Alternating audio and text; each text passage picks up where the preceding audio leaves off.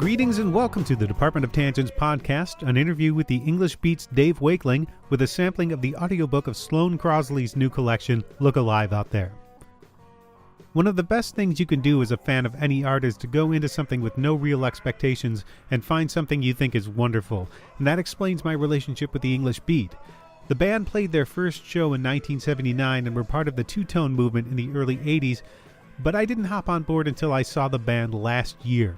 They were on the Retro Futura Tour, which also featured Paul Young, Katrina Leskanich from Katrina and the Waves, Modern English, Men Without Hats, and Howard Jones. I had a vague notion of a couple of the songs, but I didn't really know the band's history, how it broke off into general public and Fine Young Cannibals, or how many hits they'd had. Mirror in the Bathroom, Save It for Later, Too Nice to Talk To, Hands Off, She's Mine. Even if you don't know the band too well, chances are you know one or two of those songs. Wakeling and Ranking Roger split off into general public later as well and added Tenderness and I'll Take You There to that pile of hits. But all I knew coming out of that auditorium that night was that the English Beat put on one hell of a show, even with a shortened set, and I was hooked. This year the band has a new album out, and since they tour frequently, I was able to catch up with them again at the Sinclair in Cambridge, just across the river from Boston. The new album, Here We Go Love, is the first English Beat studio album since 1982's Special Beat Service. It has some of the same qualities as the original three albums, an upbeat sound that sprinkles in a variety of world music influences with a pop, rock, punk center, and it's frequently anchored by lyrics with a heavy or knotty subject matter. Wakeling says in some ways the record sounds like what the band might have sounded like as the Beat morphed into general public after the split in '82. I spoke with him backstage at the Sinclair while the rest of the band did their soundcheck, and there's a great moment toward the end where Wakeling's talking about some of the weightier lyrics while the band is pumping out some of the happiest, foot-moving music you'll ever hear. Wakeling was a delightful conversationalist. He's thoughtful but doesn't take himself too seriously, and he's very direct and open about the English Beat's history, his relationship with Ranking Roger and the possibility of working together again, and the struggle to get the new album out to fans. And of that new album, he said he wasn't sure if it was going to be a springboard or a swan song for the Beat. I'm hoping it's a springboard because I'm just getting started with the band. And this week's featured track is a chapter from Sloane Crosley's new book of humorous personal essays, Look Alive Out There. Stay tuned for that. And now, Dave Wakeling of the English Beat. I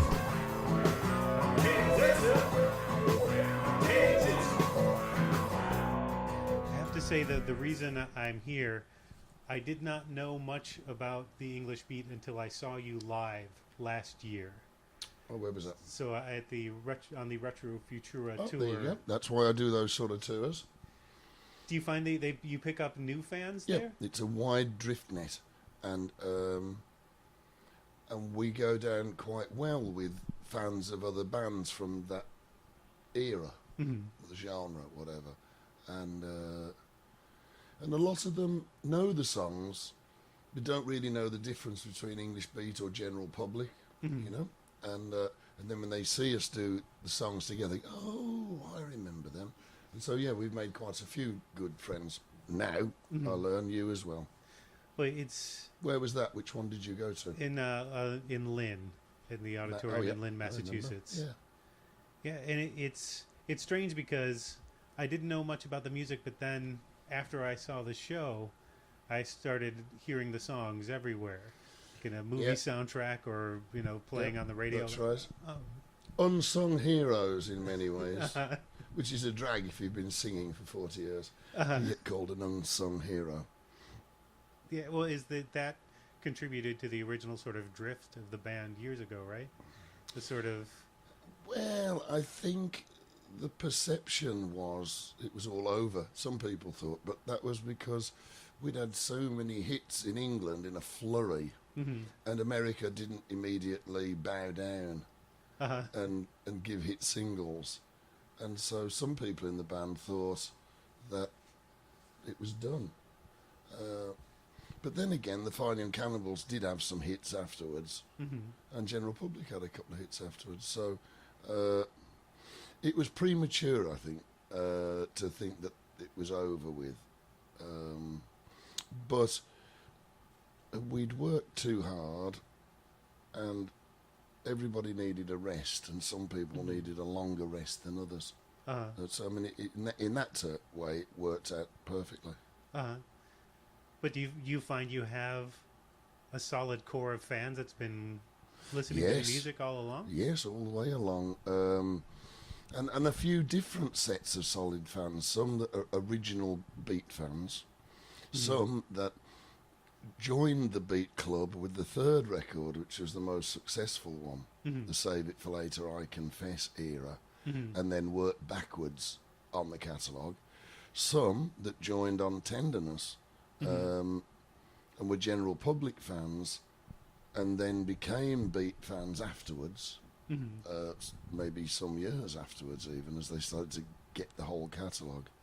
And then around the same time as I'll Take You There was a hit, we were picking up fans from the mighty Boss Tones or No Doubt coming to see us in the same way as we all went to see Toots and the Maytals, like the previous generation. Catch 'em while you can. And but they stayed. So it's lovely. And then you've got the kids of the original Beat and the original general public fans, and they were strapped in the back of their car seats, had to listen to it for years, know all the words, are kind of programmed, and you feel sorry for them, really. There's nothing you can do, it's too late. And they come with their parents, which adds a little bit of youth to the squad, and then eventually they start coming without their parents. So you can more or less look at a crowd from about 18 to 65, and you can, within a couple of songs, you can tell when they joined the club. The live show really sold me. It was the set that I saw was fantastic. A bit short, that set, running about half an hour, 40 minutes, I think. Yeah. You don't get long in them multiple, but you get to put your best side forward, you know. So you don't have to save anything, and you don't have to take a break and give the crowd a chance to catch their breath and start again. You can just go for it. Here's our 5 best hits, sing along. Well, that was Modern English. Was it Paul Young? Paul Young. Katrina from Katrina and the Waves. Howard Jones, Yep. Modern English, and Men Without Hats. Men Without Hats. And what I loved about that show as well is hearing these bands say, "This is a new one. This is off the new album." Well, that was the idea with Retro Futura. That was the point of it. I didn't know this when we signed on. Mid-year's idea was that all the bands should be doing something retro and something Futura. So they should be presenting a new song as well as, you know, glorifying themselves in their old ones. Well, there was a little bit of that in there. There was a little bit of, Yep. you know, when Paul Young came out with the microphone stand, the straight microphone stand. Fantastic. And there was, Boy, he can work that mic stand. The ladies love the way he works that mic stand. yeah, and they came up. There's that crowd of women up at the front. Squealing. Uh-huh. I know. So how is English Beat the same, and how is it different in 2018? Well,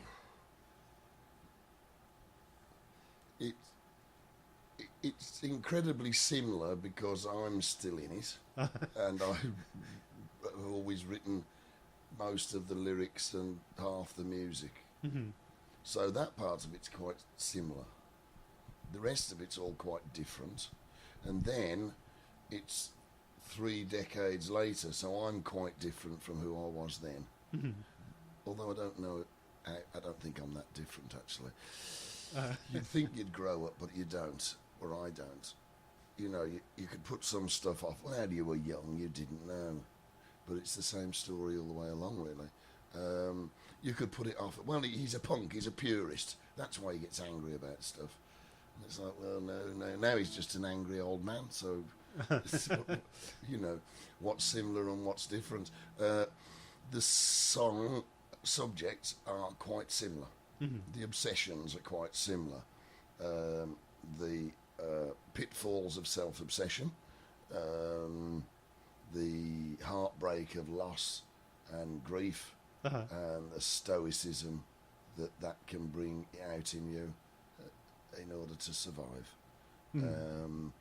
and the capturing of small loving moments that could mean the world to you. That the title track of the new one Here seems We to Go, exemplify Love. that. Here We Go, Love. But Here We Go, Love is about a friend of mine. He's the old guy caught in the nightclub and doesn't realise that everybody else is half his age, you know. And the doorman's looking at him kind of weird because he thinks, "Can I help you, sir? Have you come to pick up your daughter?" You know, we usually ask the parents to stay outside, Right. you know, and a bit too much aftershave. He doesn't realise at all. It's the elderly lion that used to sit right under the tree, but every time he tries to sit under the tree now, one of the younger lions swacks him on the ass and scratches him. So his back legs are all bleeding. So I don't know what suddenly got into everybody and finds himself having to walk in circles further and further away. But so gleefully profane Yes. as well. That Yes, it is. It's the type of thing you hear it once, you go, wait, you go back and listen for the lyrics, like, oh yeah, that's... And I did, you know, I got a clean version of all of those lyrics as well. I you know, How? Cupid's stunts, Okay. Ask Friar Tuck. Here we go, love. God only knows. Ask Friar Tuck. But I didn't bother. I might do it later on. Perhaps I'll do the clean version of it. It'd be quite funny. See if we can get it played.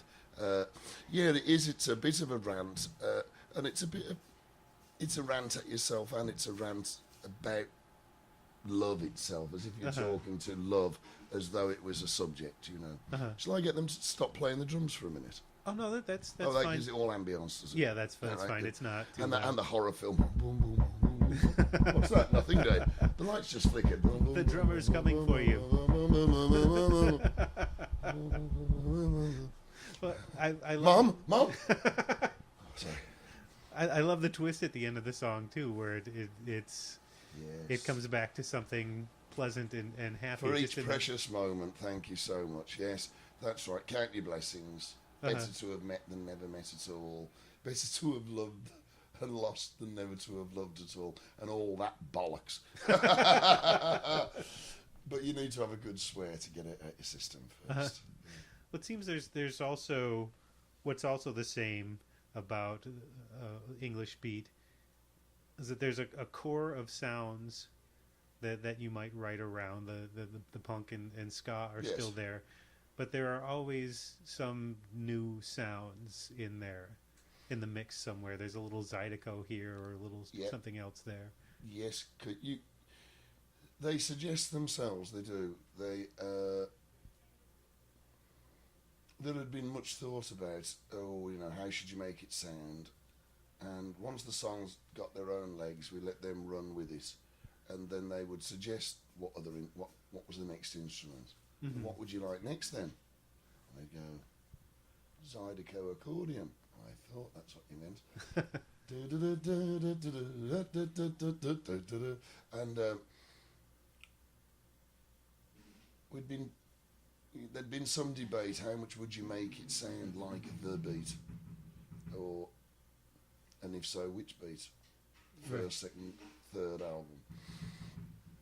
And then once the song started suggesting what instruments they would like, we realised that's what we did with the first set of songs as well, with all beat albums. Mm-hmm. It's like the song gets up and running, bass, drums, guitar, and a bit of vocals, and then the song will tell you kind of what it wants. Now, it was easier this time,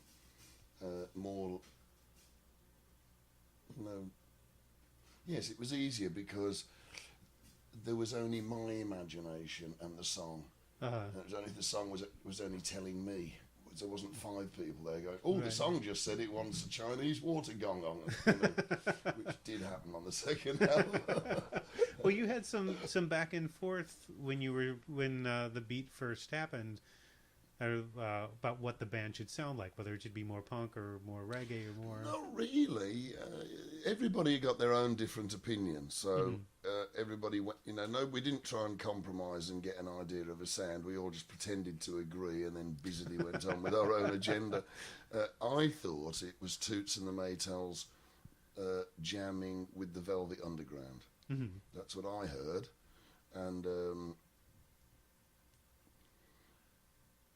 other people had mixtures of 60s pop and Trojan reggae or punk, anything with a coloured vinyl, 7-inch, And so everybody had different ideas, and it wasn't a peer group. Everybody was totally different. Age, ethnicity, social background. So you didn't really expect much in the way of everybody consensus. You didn't expect much consensus, really. But we all sort of allowed each other to get away with our own bits. And in most of the time it worked. Sometimes too many ideas. I enjoyed it because it was, once the song was up and running and the vocals were there, I could let the vocals suggest what instruments they wanted to support them, so as that the emotional quality of it would match what the literal sense of the lyrics was. Do you mean on the new album or Yes, in general? yeah, on the new one. I mean, I could do to a good extent on the old ones as well. I had plenty of say. But on this, I didn't have to fight for my say. I could listen to the songs quietly and gently over and over and go, oh, well, that's a French horn, isn't it? And you go, well, no, I think it's a piccolo trumpet. What do you think? You're right, it's a piccolo. And you could try and get the sounds that sounded, in my translation, to suit the emotion of the meaning of the words. And so that was really great fun. I'd always enjoyed doing that, but I could do that unimpeded on this one. And hopefully know when to stop before you've added the kitchen sink. Now, I added brass to a couple of songs that could have been done without the brass. But I thought it added. Now, some people have now said, oh, that makes it sound more like General Public than the beat. The brass does? Yeah, because there was more brass section used on General Public. There was more like solo saxophone as well on the beat. We did use some brass section on the third record. So I think it sounds pretty much like the third record going into General Public, taking into account that Fine Young Cannibals had also split off from that sound as well. So it's a kind of Englishy, American-y kind of sound. Whereas the first record was very English sounding, I think. Well, you get things like Never Say or Never Die that's more in a pop vein and yes, and traditional pop ballad. Yeah. And you had Saxa hummed some horn lines for this too. It was lovely. He got a dodgy pinky finger. A ligament had shortened and his finger had crossed over the other finger. He couldn't play the flat on his saxophone, so he couldn't play much in the way of tunes. He joked about cutting it with a penknife and resetting it in the exact position and just taping it up. It'd be fine. I don't use it for anything else, just the flat. But he didn't do it, thank gosh. And but he had some ideas, and I'd played him the demos, and then I played him the songs in the early phases, and then I played him the songs in the later phases as they were getting close to done. And I told him about the sort of sounds I wanted in the saxophone solo. And the one song, Killing Worked, which he added the second half of the solo to, I wanted a kind of Asbury Park, Southside Johnny,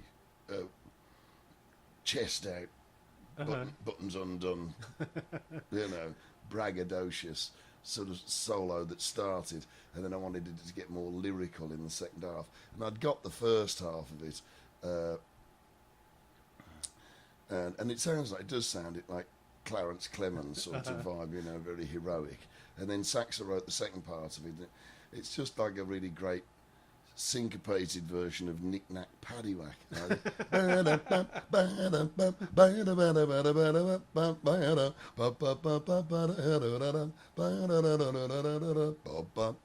It's just perfect the perfect foil to the braggadocious first half. And it must be nice to have that sort of echo of him. Really lovely. And there's another one on Dem Call It Scar, the second half of it as well. Hi, I can hear him. And you had Roddy Byers as well on. Yes. Now, he played on Stuck as well as If Killing Worked, but he was that punk on Stuck that it didn't fit with any of the other instruments. It wasn't even in tune with the drums.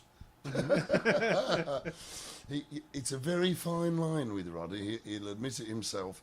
You can go from Johnny Thunder to Johnny Fumble, and it's just a half a glass of sherry can make all that difference, and all of a sudden, sounds like he's got his mittens on. Well, the original sound, I read something in the Onion's AV Club a little while back about how the sound gelled around your cover of Tears of a Clown.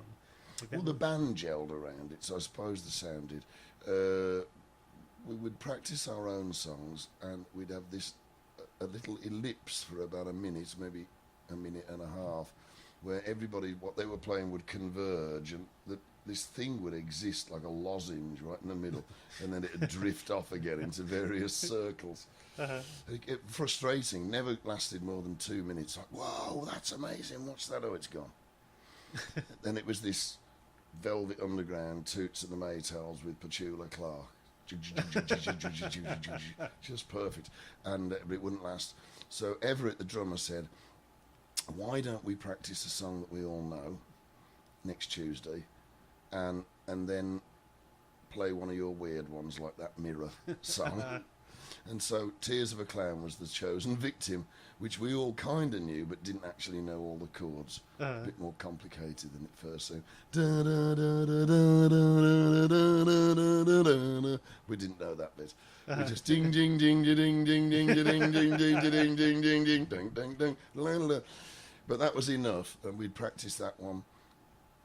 Mirror in the Bathroom, practice that one, Twist and Crawl, practice that one, Click Click, practice that one, Big Shot, practice that one, Best Friend, practice that one, Two Swords.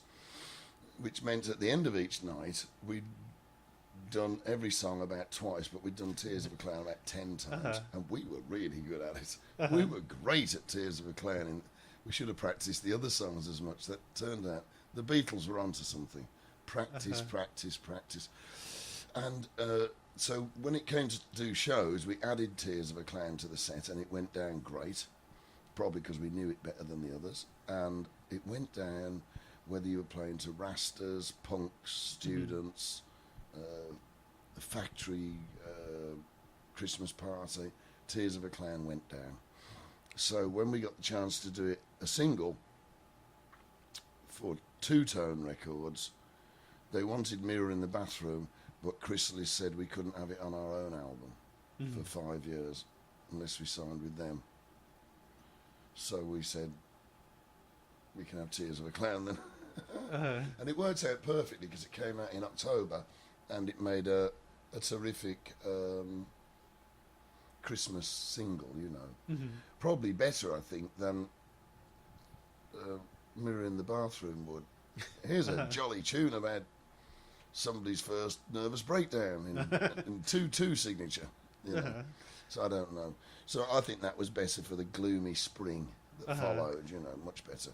And well, people get depressed around Christmas too. Well, they do, but you don't have to remind them of it, do you? Let them suffer. We can talk about it afterwards, But Tears of a Clown, it's not like a happy song. It's about somebody sitting all lonely in a room, but it's jolly sounding, isn't it? And it's about a clown or a circus, so, it's actually a very, very sad song, really, when you think about it. And I've sung it for 40 years, and I wonder, has that added anything to that sense of depression over the decades? You look at your own lyrics, you're like, maybe reciting this shit hasn't helped, Do they mean something different sometimes? Did you go back? They do. They mean something different over the decades, yes. They're like fleur de mal. You're poking around in the mud, in the subconscious, and you're not really sure what you're playing with. And then years later, it blossoms. You're like, oh, so that's what that was about then. Oh, no. And, so you're just sort of guessing at the time or dealing with imagery, and you don't realise until the decades start to roll how those images fit together in your life and become kind of your picture, your story.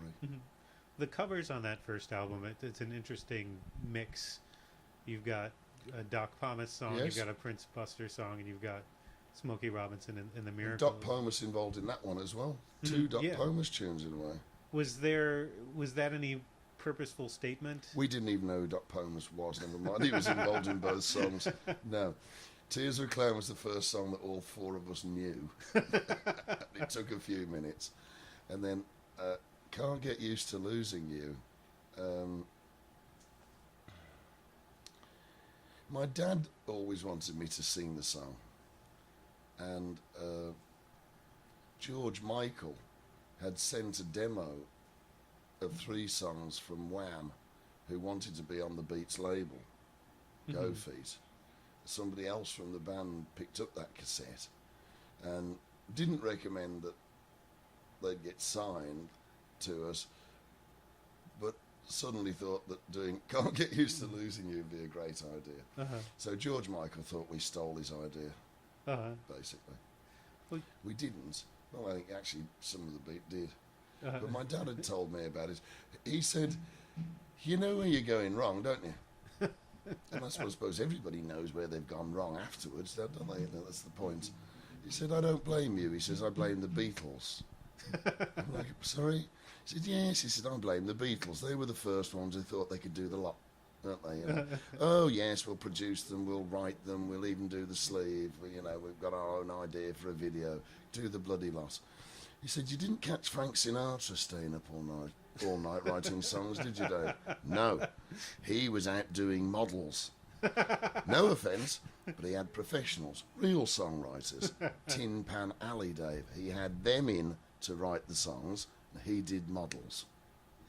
Well, there was Paul McCartney was just on the James Corden show, and they did that tour through Liverpool.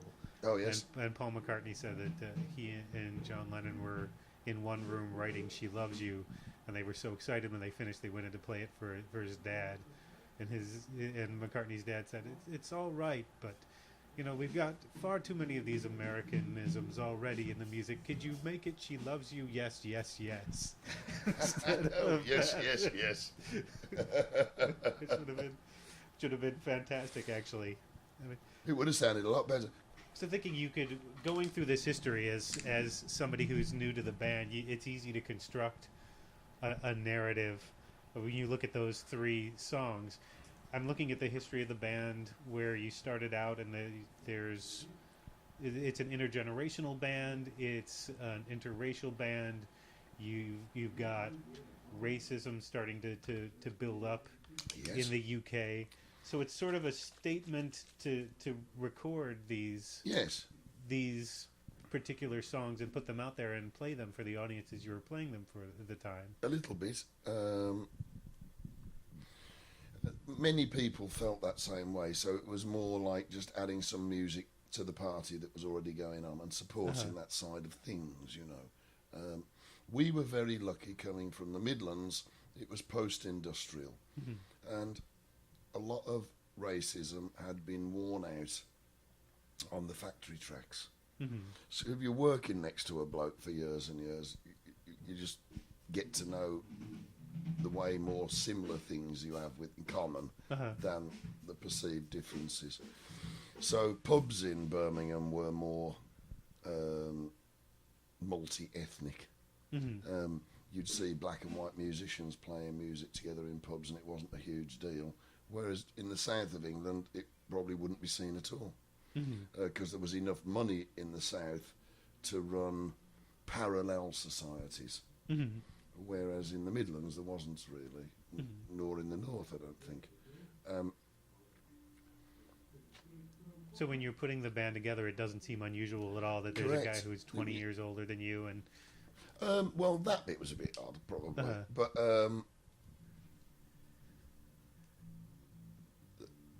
being able to find musicians to mix up Velvet Underground and the Toots and the Maytals wasn't that weird.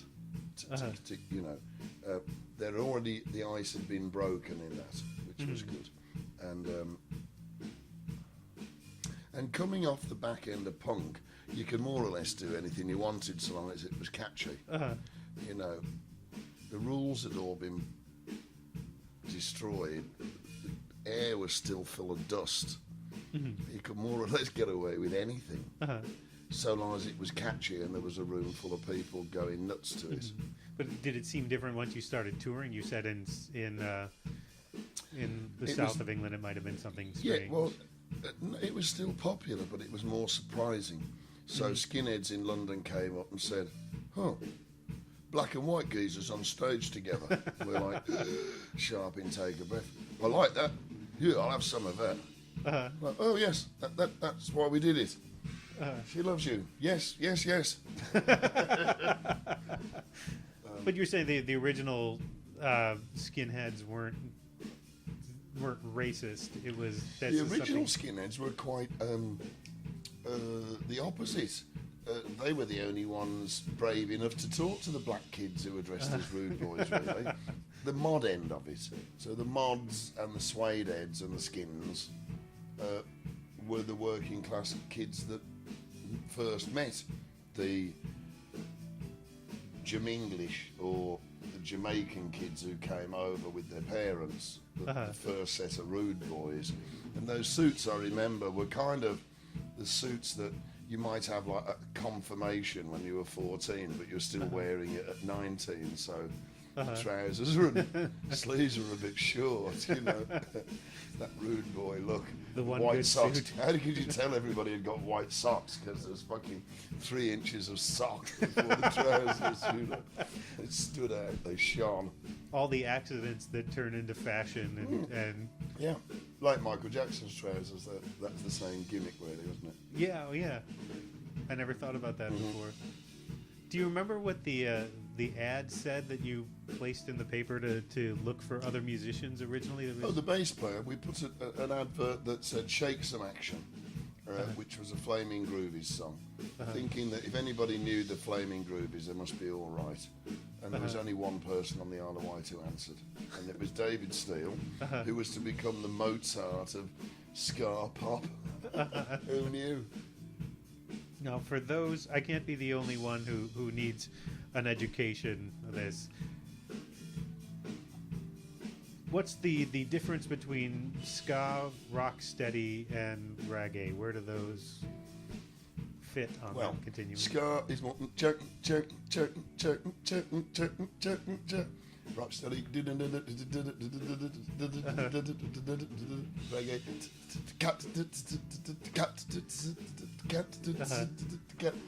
Generally speaking, but they all run into each other. They're all from the same source, and we're told that reggae came out of ska one very, very hot summer when somebody just started playing their particular tunes at half tempo, and people liked it as a break, and you could imagine that it does sort of sound that way. Blue Beat and Rocksteady were my favourite of it, and all of it for the beat was a springboard, not a straitjacket. So you could have little flavours of ska, little flavours of rocksteady, flavours of pop, punk and soul, all in the same song, and it not be beholden to any one particular style. They were meant to be hybrids. Hybrids. We were looking for the perfect black rose of music, you know. So a bit of this, a bit of that, a bit of all the things that you loved in music that you could use to guide your lyrics like an arrow. Where did you come to it? Were you listening to this as a kid? A mixture of stuff. Birmingham, first two bands I saw were local heroes, Black Sabbath and Led Zeppelin. So hard rock, heavy rock was important. And that really made it easy to like the Velvet Underground, kind of that wall of noise sort of sound. You could like the MC5 for the same reason.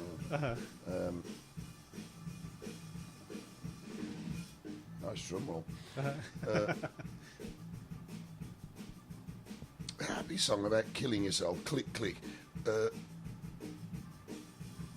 There's 5 clicks. Click, click, click, click, click. So the 6th one. The 6th one. It's going to be the one the bullet's in. Right. So there you've got ska, punk, and horror film. In a way. Yes, you know what I mean? You've got the anticipation. Will you ever get the 6th click? Which click, click, click, click, bang. No, it never goes to bang. Well, there is some mood music element of some of the songs. Like Mirror in the Bathroom has it, Yes. Twist and Crawl has it, and it's that would be well suited for horror movies. 'Cause I think it's that friction in the way the harmonies are stacked. Yes, that's right. Yes, there is some tension in there, and some of it to try and evoke senses of horror at the same times of images of beauty in the music. Wanted to get both, so happy and sad at the same time, or happy and scary. Hear it there. Sort of like a. It's almost like so you got your Velvet Underground on the keyboard there. It's almost Bill Haley. It's almost rock around the clock, that one.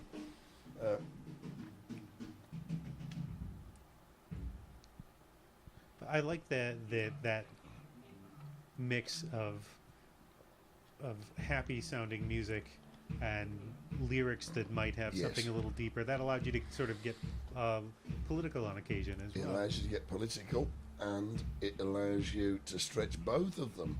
You can get a bit more corny in how happy the tunes are because they're balanced with the sour bitterness of the lyrics. And so you can stretch both a bit further than you would if the music and the lyrics matched up. You know, if you tried to put music to match the lyrics on some of them, you'd be sadder than Morrissey. You know, well, the good news out of England is there is vegan gammon then. Well, one of my favorite Pink Floyd songs, I don't know if you know it, is "Free 4." It's this happy, like jangly acoustic ding ding ding ding ding ding ding ding ding ding, and then the lyrics are "Shuffle in the gloom of the sick room and talk to yourself as you die." And it's that's it. Try to look on the bright side of life. There's some of that, isn't it? Yes, the best ending to a movie ever, in my opinion, is that I think song. so. I think so. Yes, and so do you see parallels between when you put out the first English Beat album and putting out this album now in 2018? There are some, aren't there? Some of the issues are remarkably similar. Like it's the other bookend. Like some of the stuff that was going on in the late 70s, the early 80s, the notion of trickle-down economics and all of that. And some of those issues were left hanging and unresolved, and it looks as though they've come back to haunt us like a roost of evil pigeons. And so we're worried about nuclear war with Russia again. Really? East Asia's our friend, Eurasia's our enemy. Oh, really? No, not back to that one again. It's the immigrants. Oh, that's what it is. Those darned immigrants again. Was that in your mind when you were writing these songs? Well, I think or some of them? I think it was a little bit, because I think people of my age, veterans of the hippie and punk revolution, we have a little bit of vegan egg on our face, really, because we did expect to be leaving this place a lot better than our parents had, and it doesn't look like that's going to be the case, does it? And I think that's disappointing to a lot of people and embarrassing to a lot of people as well. Did we overestimate the capacity for human kindness and change, and has it allowed things to swing back dreadfully close to authoritarianism? We're now watching the news with government vehicles trafficking children across the country. And it seems normal. How can music help? Do you think it's something that actually can produce a change, or is it more just well, it processing has for done yourself? in the past. Whether it could do now, I would very much doubt. They'd make sure of that, I think. You're not going to have any Woodstocks, and you're not going to have very many millionaire pop stars saying much politically about anything. How's Bono doing? Is he mentioning stuff? I haven't heard recently. They're on tour now, but I haven't They are heard. on tour, aren't they? But I haven't heard much. Maybe he's mentioning stuff. You would hope. Sure he is. I know Pearl Jam did something on stage recently that was a reaction to Melania Trump's that I don't care, I don't really care, do you? They had somebody on stage with a similar jacket with the back that said, yes, we all care, why don't you? Yes. On the back. So it's out there. I hear it. It's not from the Millionaire Act as much. That's right. Well, I think the Dixie Chicks having their balls cut off, that quietened everybody down a bit. I think anybody who was thinking of making some moolah in the game. Well, I still see it. It's still strange to see. I mean, granted, it's on Facebook, so take it with a grain of salt. But I saw somebody criticizing Bruce Springsteen, saying, I used to like him, but now he's gotten too political. Somebody else saying, well, how did you really listen to those early albums? Yeah, I know. That's usually, I think, when fans have become more conservative over the years. People do. Some of my fans have become more conservative, you know, and you do have to take that into account. As people get older, they feel like there's less chance that they'd be able to jump out the way if something terrible happened. You know, you're just not as nimble. You can't jump down the stairs. You couldn't run out of a building if it's on fire. You start to feel more scared. You start to feel more, well, bad people could catch me quicker than they used to be able to. So you feel more vulnerable, and that can make you a bit more reactive, can make you a bit more conservative, just to be on the safe side. You don't want to get in any trouble. And that does tend to work across whole swathes of society. And so you could imagine that Bruce Springsteen fans are generally a little bit more conservative than they were, just because of the natural aging and what tends to happen to a lot of people. Well, that's the way it sort of drifts too in the way it's presented. I mean, rock and roll was you know, rebellious at one point, but now that's when Springsteen started. Now, isn't it? Yeah, well, now the classic rock stations are what, and the new country stations are what the more conservative people tend to listen to. Yeah, Gold so it's, Circle. It's as Tom Petty complained about in the last DJ album. Yeah. Johnny rocked that golden circle and all those VIPs. It's dreadful. I hate all that stuff. I don't really go for much of that. It's a bit embarrassing. My shtick has been man of the people, so I've always been outside having a smoke with the crowd. So it's a bit hard to sell them tickets to it now. It's $40, Gold Circle meet and greet. Well, I've had a cigarette with you outside. The last 15 times you've been to Bristol or Brighton or Boston. Yeah, I know, but it's $40 now. So I haven't been able to do that, really. Do you see it as a... Hold on a second, let me move this a little bit over. A little bit closer to you. Oh, okay. Is it getting a bit loud, this music now? I could just hear the thinking. Do you see that as a shtick, a man of the people sort of thing, or do you? Well, no. I mean, it just felt comfortable, really, at the time. But now it's become that's what I'm expected. That's, you know. Oh, Dave, he loves meeting his fans. So you expect him to now? Oh, is he not meeting it? Oh, is he going to be outside having a cigarette afterwards? I mean, normally. Now, sadly, I don't smoke cigarettes. That makes it harder. But that was it. End of a show. I'd be standing out by the bus somewhere, unless it was raining, having a cigarette, and all were welcome. And we would have lovely soirees and chats and stuff, you know, and talk politics.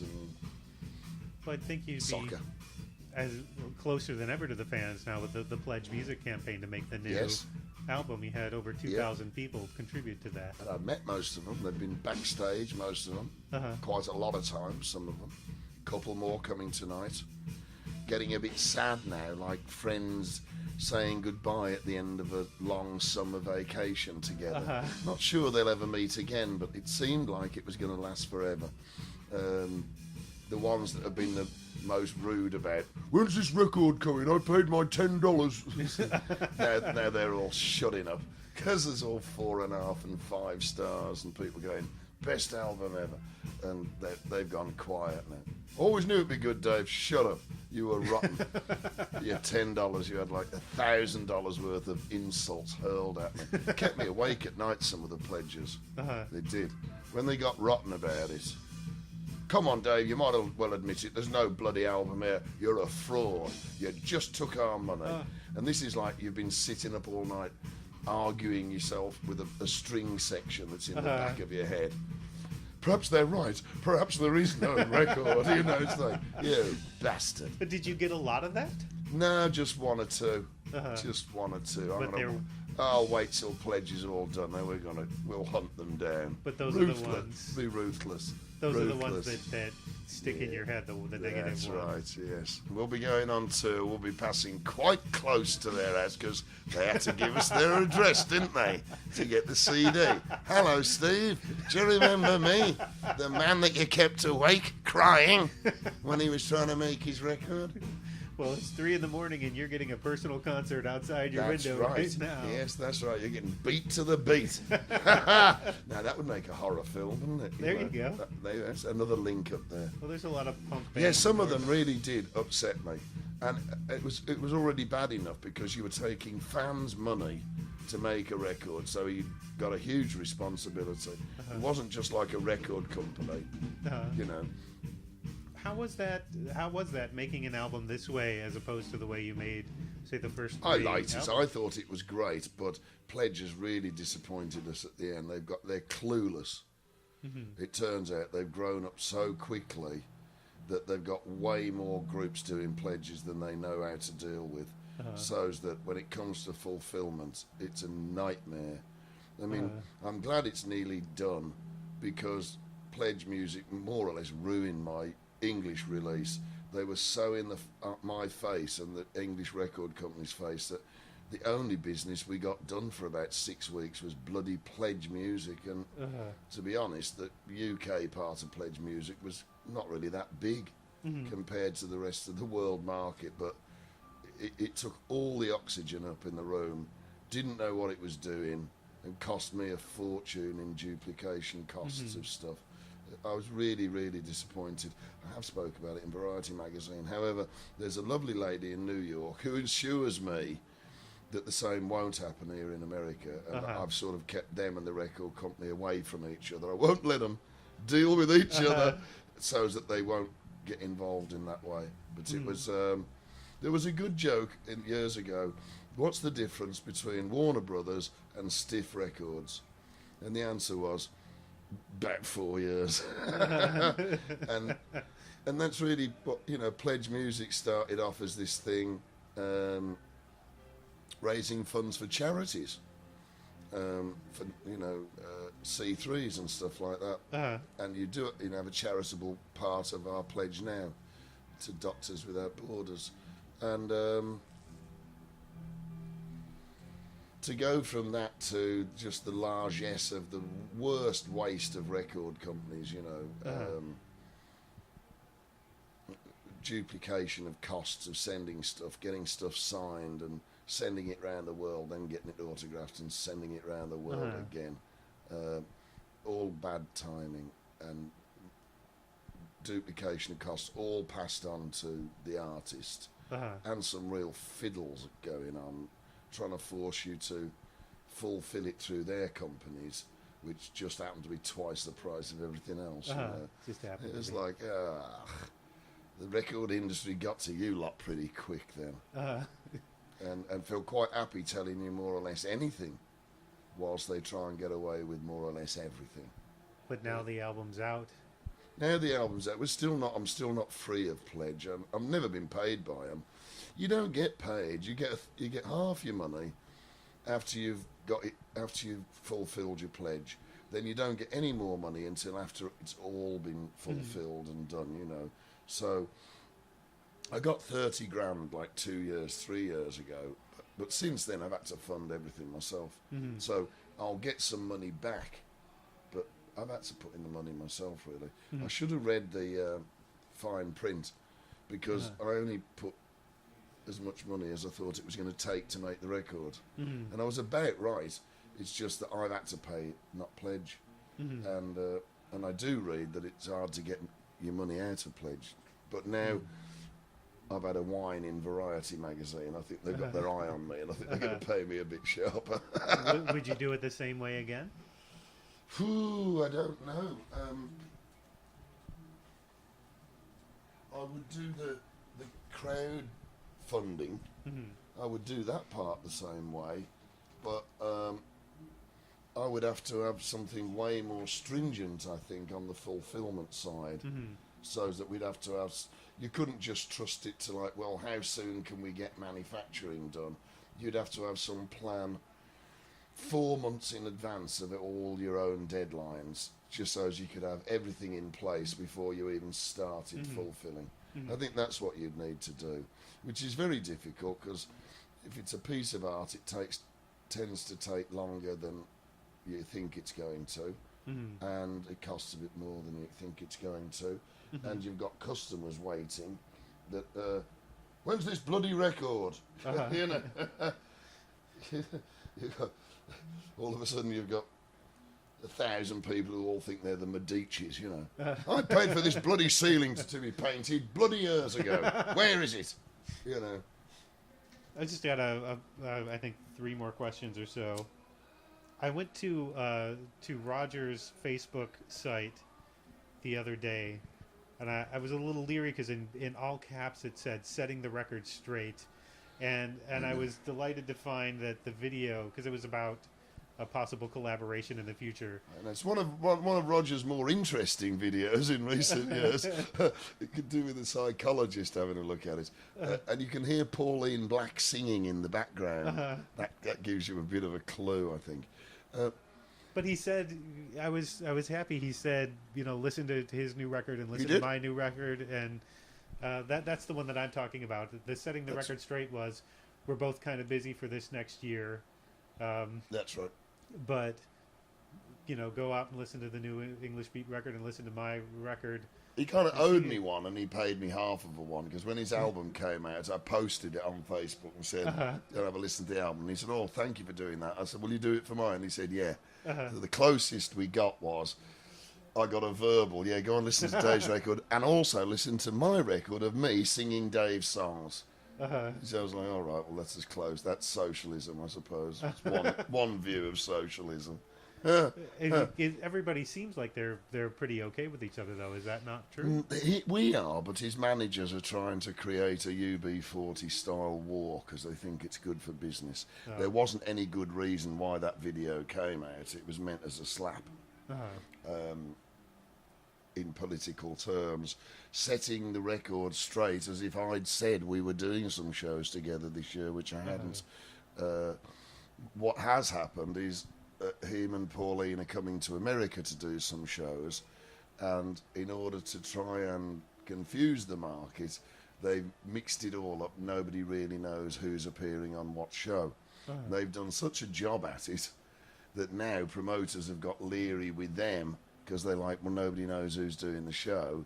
So Roger was obliged to go up on air and say, we're not doing any shows together. But in fact, it's his management that have been setting those seeds for the last few months to try and make their shows in America do better. A basic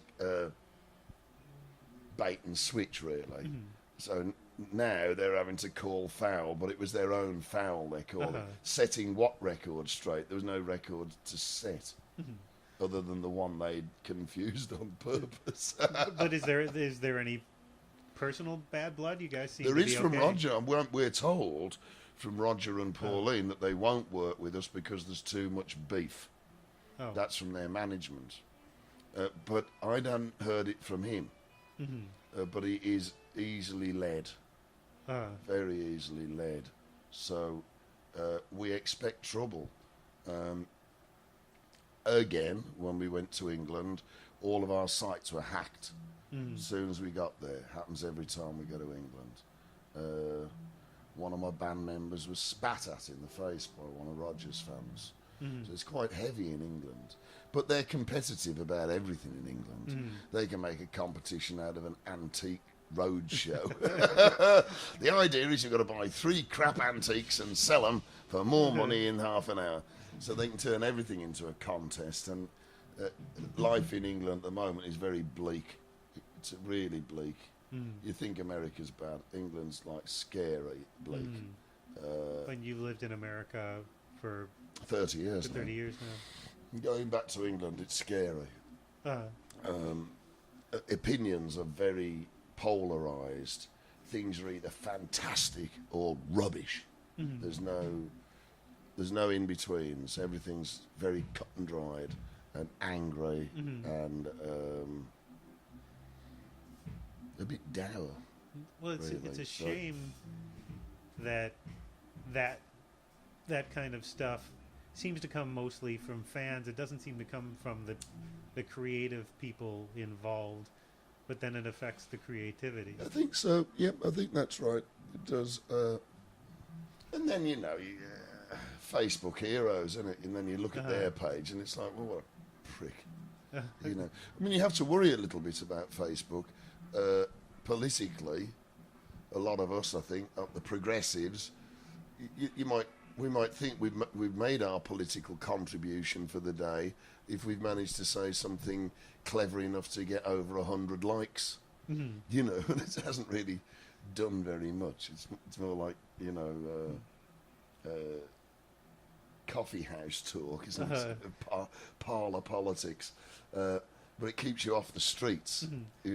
But I feel like, and maybe I'm making assumptions, but I feel like if it were just you two in a room, everything would be fine.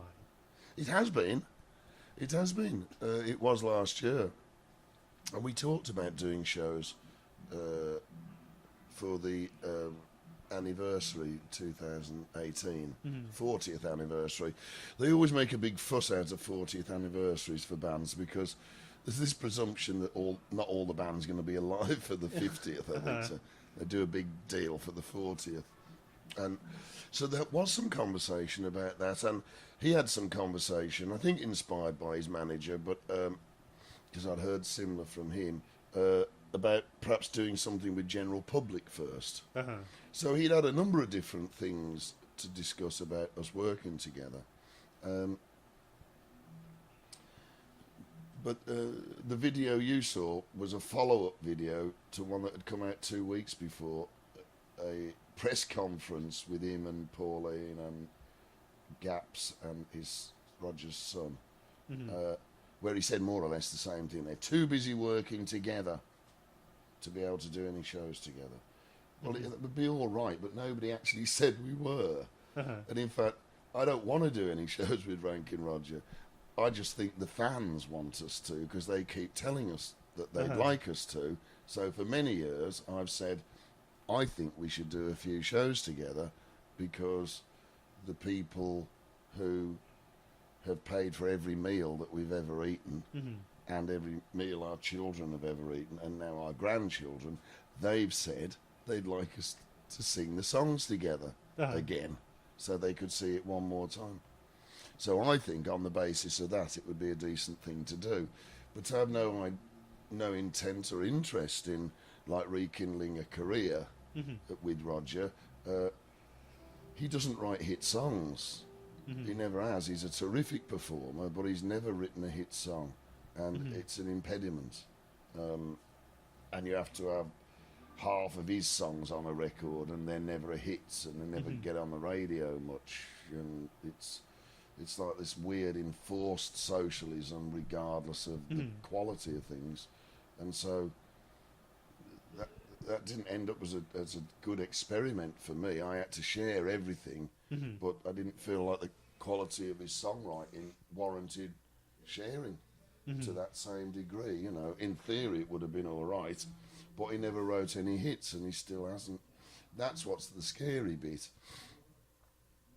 You have the two-tone performers, and you have the two-tone writers. And that little bit where the two mix in together, you know. So you've got me and Roddy Radiation, who have written fabulous hits for both bands, but there's just as much chance of finding us rolling around in the corner naked with an empty whiskey bottle, you know, crying or something. Whereas the performers, they've always got the right face on, you know, and they're always very easy to, you know, but they're sort of hoofers, really. As we get to the fourth quarter of two-tone, some of the performers are starting to try and rewrite history. You find that happening with other bands? Yeah, I see it happening within our own circuit, that it's like a race to see who can be the most famous when the lights go out, which is, but I think it's kind of craven, and it's driven by Pauline and Roger, who, having never written any hits between them, are a little bit more desperate about fame and what it actually means. So Roger's too busy to do any songs with me, but brought out a live record. He always brings out a record when I visit England. It's his way of celebrating my visit. This time he brought out a live record of mainly my songs, many of them written before I'd ever invited him to join the band. But proudly and independently singing them, and won't sing them with me. I'm like, that's kind of surreal, to be honest. But I don't mind. They think it's an argument about who sings the songs best then, or who's got the biggest audience. It's like, no, you don't get it. That's because you're not writers. It's the message of the song. It's like, you're proudly being John the Baptist. Go ahead, go ahead. It's remarkable that anybody remembers the words to my songs 40 years later. Never mind, would be jockeying for position to sing them, or two sets of fans arguing about the best rendition of them. I mean, it's remarkable that anybody remembers the words at all. And as a troubadour, that's the apex. That's the epitome that takes all of the stick out of the pop business game. It's just down to the lyrics and the message of the song. She loves you. Yes, yes, yes. So what's next for English Beat? This tour is ending soon, I think, right? Oh, no, this is. I mean, this is just a couple of dates as we flew over the East Coast on our way back to California. We start with some California shows, and then the touring for this album starts in a couple of 3 weeks, I think, and it will be quite severe, intense, and we've spent the last decade touring around America, and now we've got it, so we've got a lot of pretty good places we can play, and so we can now sort of systematically put a really great national tour together in different segments, and then back to California. And we're going to really try and promote the record best we can. I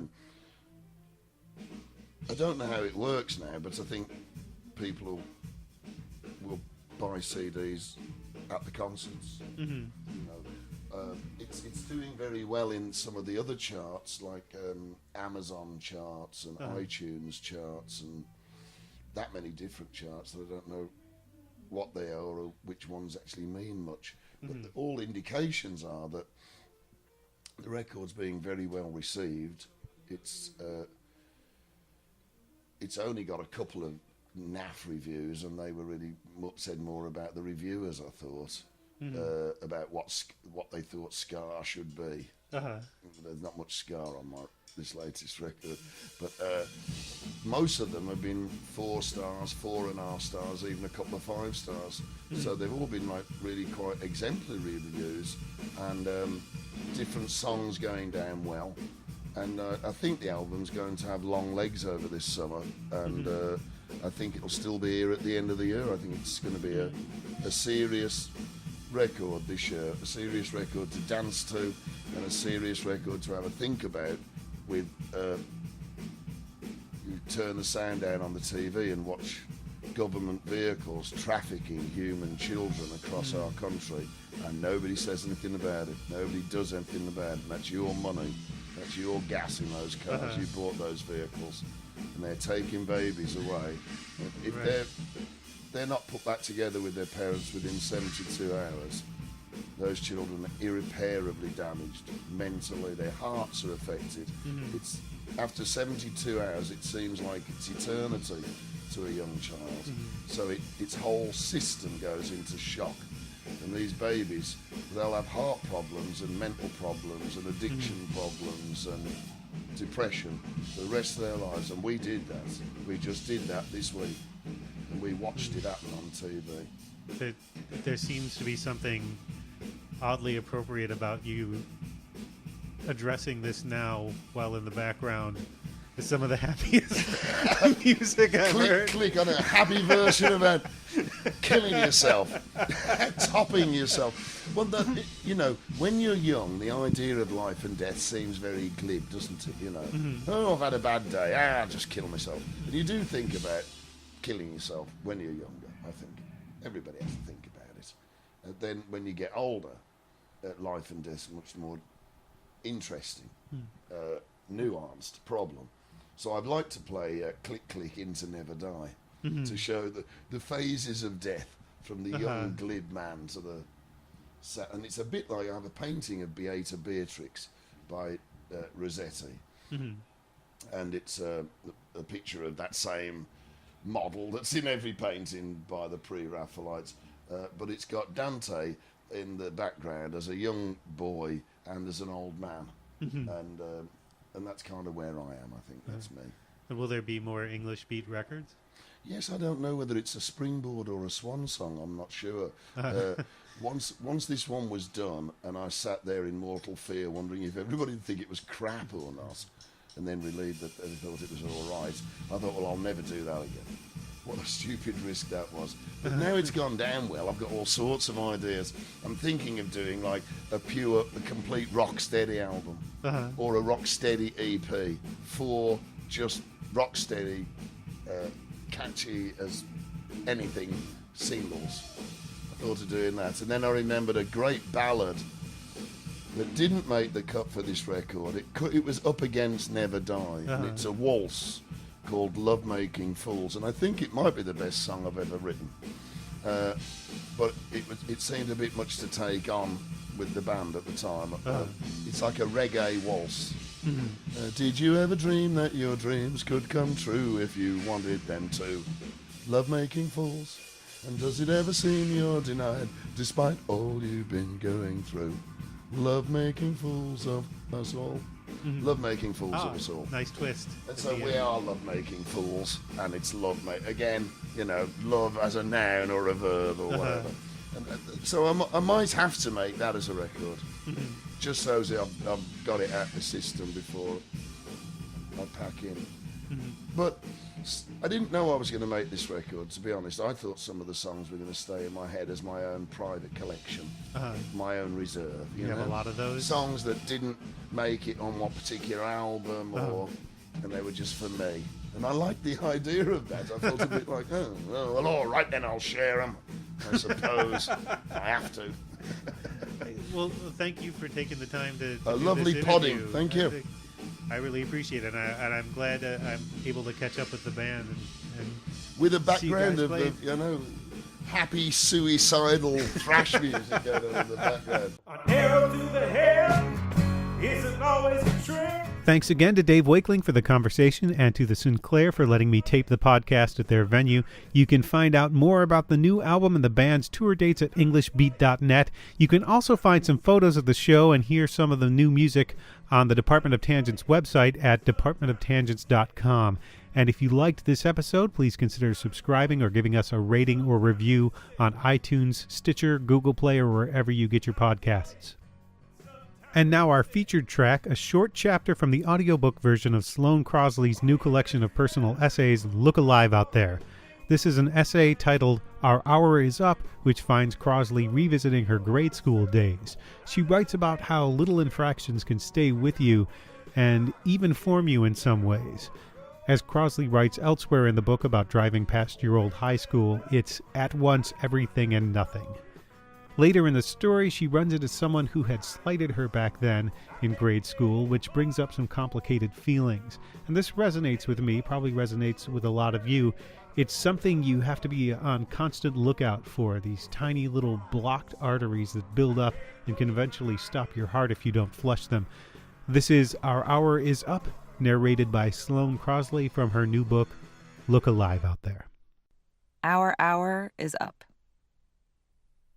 I somehow make it to the 4th grade without ever seeing the Peanuts comic strip.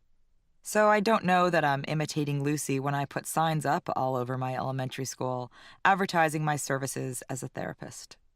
In puffy paint and magic marker, I inform my peers that every Tuesday I will station myself on the large rock that dominates the northwest quadrant of the playground, and anyone who likes can come and ask me for advice. I know what you're thinking. Why Tuesdays? Because Monday is too loaded, Friday is not loaded enough, Thursday is charged with anticipation for Friday, and Tuesday is essentially a less popular version of Wednesday. And less popular is exactly where I belong. There are kids who go through elementary school having no friends whatsoever. But between parent and teacher pressure for harmony, this is actually tough to manage. It generally requires hygiene issues or the regular cutting of one's own bangs. I am the kid just above that rung, the one with a handful of friends. Scraped together, there are just enough of them for me to suspect that if they have sought my 9-year-old wisdom at bowling parties, perhaps I can be of use to the population at large. Because I have the brain of a small child, it does not occur to me to charge for this service. The Monday before I open this not-for-profit juggernaut, I am pulled out of class by the principal. This is beyond shocking to everyone, including the teacher, including me. At this point in my life, my greatest infraction has been forgetting my recorder on a school bus. My heart races as I try to imagine what I could possibly have done. It seems that I did not have permission to tape posters up all over the place, and if I had asked, I would have been informed that the entire school had just been freshly repainted. Now there are bits of colored construction paper embedded in the walls. It will be years before I do the calculus on how much it costs to repaint an entire public school and where that money comes from. For now, it doesn't seem like a very big deal. Perhaps the principal should bore someone else with her list of chores. I apologize, but my real concern is that my therapeutic practice is getting off to an inauspicious start. The good news is that word has spread that I was pulled out of class and why. This is the moment in which I will learn that all publicity is good publicity. Or, well, I learned the adage. On Tuesday, when the lunch bell rings, I march past the tire swings and the monkey bars and climb up onto the rock like a Buddha in a jean jacket. At first, business is slow. It's just me and my best pal chatting. She is the human equivalent of the pianist's own money in the tip jar. But soon enough, people we don't know as well come around, and she excuses herself to apply stickers to her backpack. During my first recess, I have 4 customers. Their problems stem mostly from one another. One day, licensed therapists will tell them that their problems stem mostly from their parents, but that day has not yet come. For now, it's all, Susie is mean to me, and Danny stole my gummy bears. There's a 5th customer at the end of the hour, but he only asks me a question about the dearth of strawberry milk in the cafeteria. I can't decide if he doesn't understand what I'm doing here or I don't. A few Tuesdays into this enterprise, Jason Pekarinen leaves the enclosure around the basketball court and saunters up the concrete path that leads to my rock. I think he will turn off at any minute because Jason Pekarinen couldn't possibly be coming to talk to me. I am not disgusted by boys like some of my friends. I am, in fact, madly in love with Jason Pekarinen. His mother and my mother are quite friendly, but this has never stopped him from pretending I don't exist. The fact that Jason Pekarinen even has a mother is bewildering to me. What does one make a perfect boy for dinner? How does one tell him what to do? What does he dream of at night? This is really happening. Jason Pekarinen is headed straight toward me. My clientele is expanding in marvelous directions. Yeah, Jason Pekarinen begins. This speaks to the intimate secrets he's about to reveal. He greets me as if we've been conversing for hours. Yeah, I have a problem, he says. Dear God, I think, has he prepared a speech? Yes, I ask, fluttering my nascent eyelashes. How can I help you, Jason? Yeah, there's this really annoying girl giving advice on a rock. To his credit, this is a pretty sick burn for a fourth grader. I make a mask of my face as if unaffected, even though I am desperate to dispose of my own body. What do you think I should do about it? He asks, roundhouse kicking my feelings. Shut up, I tell him. I mean it as a jab, but it comes out as more of a guess. Shut up and boner occupy the deepest crevices of my insult bag. I have to dust them off before deploying them. Jason Pekarinen laughs, cackles really, and walks away. I watch him intently to see if he's returning to his friends. Much to my relief, he is headed for the boys' room. Alas, this means that my humiliation was but an errand for him. He had to pee the whole time. 20 years later, I am standing behind a police barricade on Fifth Avenue because it's the Gay Pride Parade and all parades are awful at a molecular level, even ones for clean air and kittens. I am with my boyfriend and we are waiting for our turn to cross the street. We've been standing here for so long, I can't remember a time before we were standing here. There's so much cheering and stimulation that it takes an adult Jason Pekarinen several attempts at calling my name before I hear it. I turn around to see that he too is waiting to cross the street. Because of social media and life in general, I recognize him as instantly as he recognizes me. He's wearing fancy spandex and leaning on a sleek bicycle that looks like a paperclip that fell from heaven. If there were any justice in this world, Jason Pekarinen would be drinking in an Applebee's in the middle of the day with his ass crack showing. But there is no justice in this world. Jason Pekarinen went on to be well-liked throughout high school and graduated from Stanford and a bunch of other schools and is currently a physicist in London. Who let him back into the country? We embrace, because apparently being an adult is about the same thing as being in fourth grade, embracing your sworn enemy. I admonish myself for being flattered that Jason Pekarinen is so happy to see me. I introduce him to my boyfriend and they chat about total nonsense, like the pros and cons of dropping off one's laundry. I am gobsmacked by how they can have such a dull conversation, as if the universe didn't just collapse on itself. But it does make me happy to imagine a little girl such as myself, wondering what my boyfriend ate for dinner when he was a kid, knowing he was not a cruel child. When a cop moves the barricade aside, we all hustle through together. Jason Pekarinen tells us about his life, about how wonderful London is and how he's just gut-renovated a house for himself and his wife, a picklemonger who's pregnant with twins. They're mine, he says, making a clever joke. I tell him about a novel I just bought, holding up the bag as proof, as if purchasing a novel trumps everything he has just said. My boyfriend, who never knew Jason Pekarinen, the boy god, looks at me like I've been drinking. At the end of the block, I assume Jason Pekarinen and his bike will cut into the park, but he keeps following us, wheeling and talking. I'm so glad I ran into you, he says. Again, I try not to be flattered. Finally, as we reach another corner, he shows his cards. His mother heard from my mother that I used to work at a publishing house. This is true, I tell him. My wife is putting together a book proposal, he says. On picklemongering? Asks my boyfriend.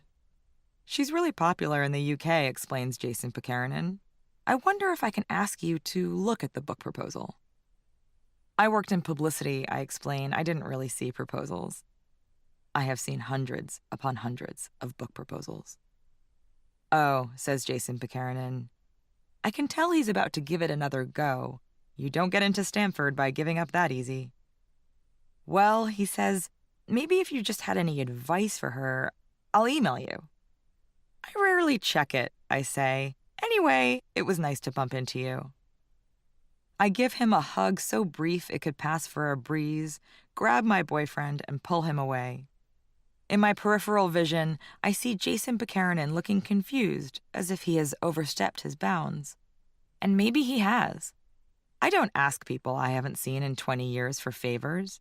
I don't go up to doctors at parties and ask them to look at a weird bump on my thumb.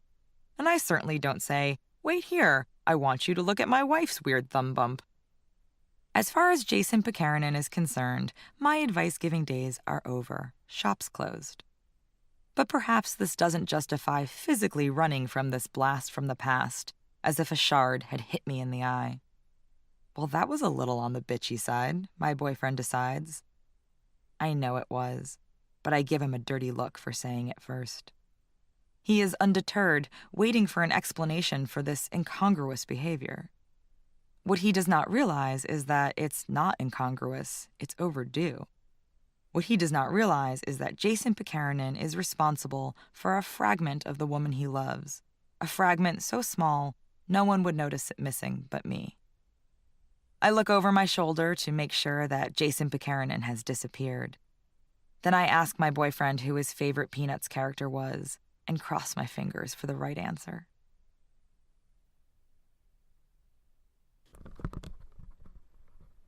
Dear Young,